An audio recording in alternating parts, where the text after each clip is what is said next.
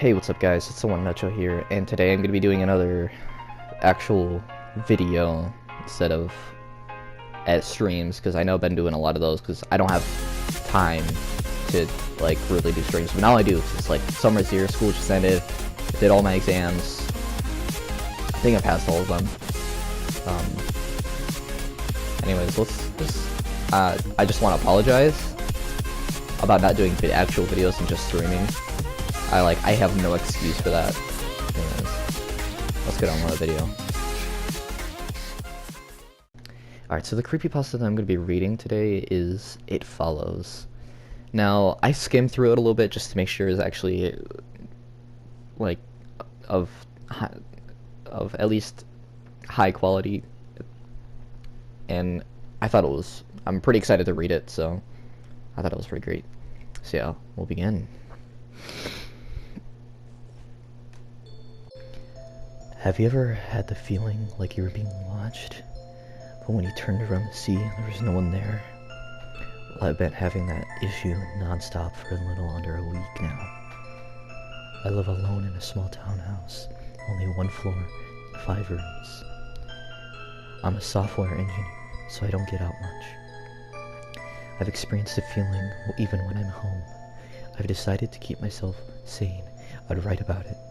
Well, that's what my therapist suggested.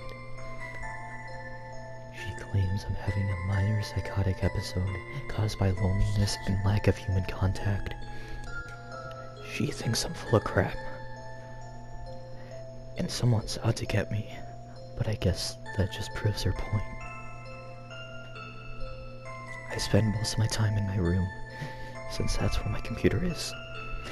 I'm either working on developing new software for my company or sleeping, but occasionally I go out and I have to get some groceries somehow. I went out today. I had run out of milk, so I made a quick stop to my local convenience store. On the walk there, I knew I was being watched. I could feel their eyes on me, but as usual, whenever I would spin around to look at them, I'd be alone. I wasn't being watched though. This time, I was being followed as well. I could feel the bushes around me rustling every now and then. There was no breeze that would have caused that. I feel like I should say I do not suffer from any mental illness. I was never diagnosed or had any possible signs until this point. I would go see a therapist to talk about work-related stresses. Since I work in a competitive environment, it was company mandated. I just decided since she was there, I should tell her about me being watched and and see if she could help. Well, hopefully writing helps. When I got home, I noticed small scratches on the bottom of my door, around the height of my knees. They must have been left there by some crazy runaway dog. I woke this morning to a chill wind blowing through my open window.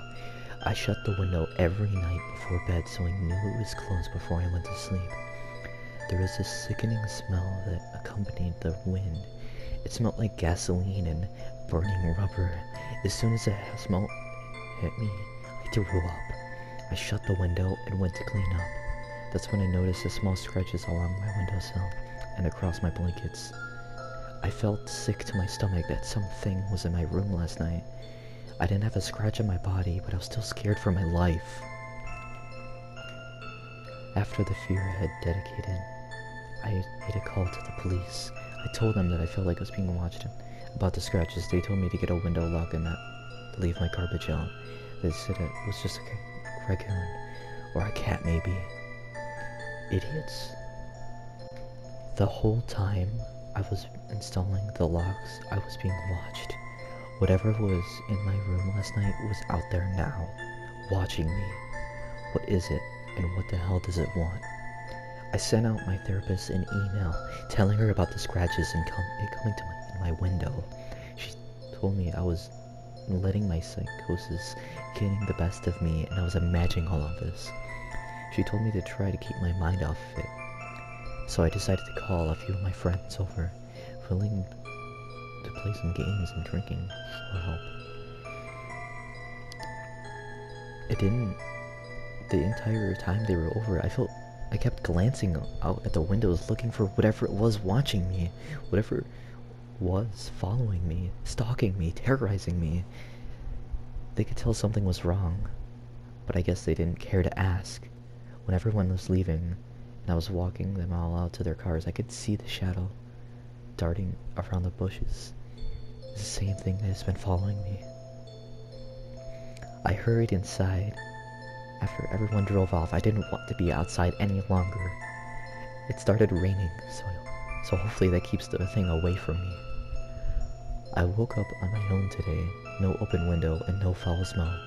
Thank God. But there were fresh scratches on my window, and underneath were a pair of footprints that were anything but human. I took a picture on my phone just to be safe. I scoured the internet, but concluded that these didn't belong to any animal. Whatever the hell it was tried to get in last night. Thank God for the window lock. I want to call the police again and show them the picture, but I doubt they would believe me. Plus, I'd have to go to the station and show them the picture, and I feel a lot safer inside. I didn't leave the house at all. I just sat at home and tried my best not to think about whatever it was, obviously watching me. I don't understand how I constantly have the feeling of being watched, but I can never see what it is. Part of me is grateful, but at the same time, my curiosity needs to be quenched. I decided to set up a camera outside.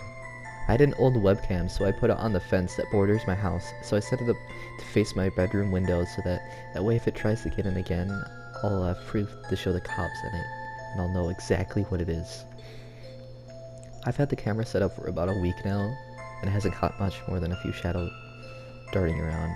I haven't noticed any fresh scratches or any more sets of footprints. The burning rubber and gasoline smell still lingers along with the feeling of being watched. But other than that, I feel like I'm more or less in the clear. The camera must have made the thing stay away. It must not want to be seen. I emailed my therapist and told her this. She's glad to see I'm doing better, but says that perhaps setting up the camera was playing into my psychosis, and it may seem to be helping, but not to overreact if it catches anything.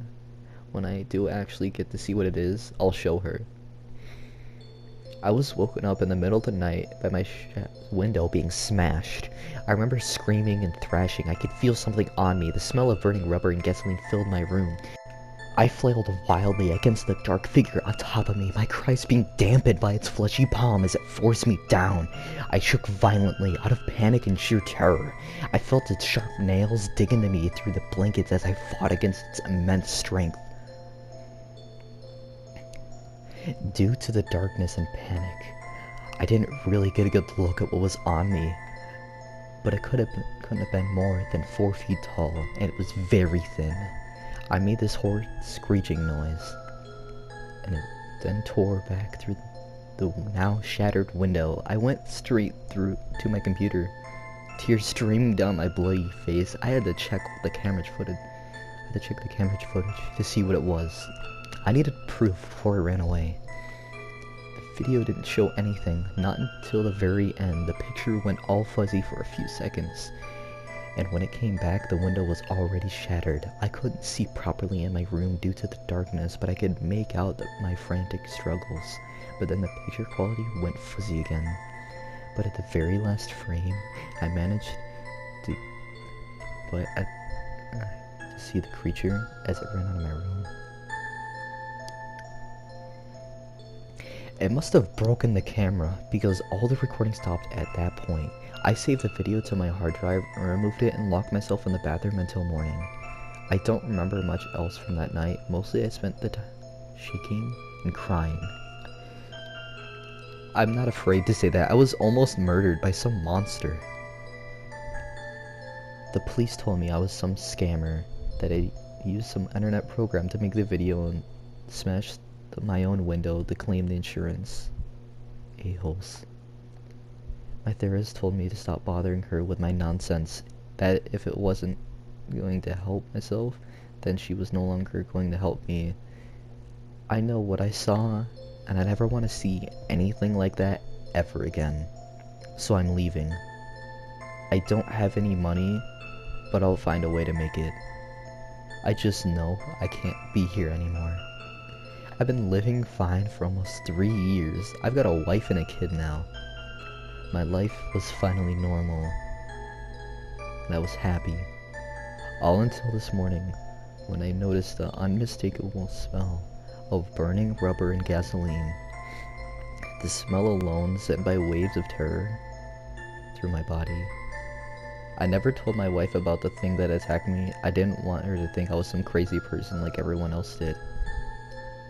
But when she told me that she felt like someone was watching her, I knew I had to tell her because it was happening again. Wow, that was better than I thought it was gonna be. I really like that one. Like, I had a lot of suspense build up, and then the climax was pretty satisfying, I think.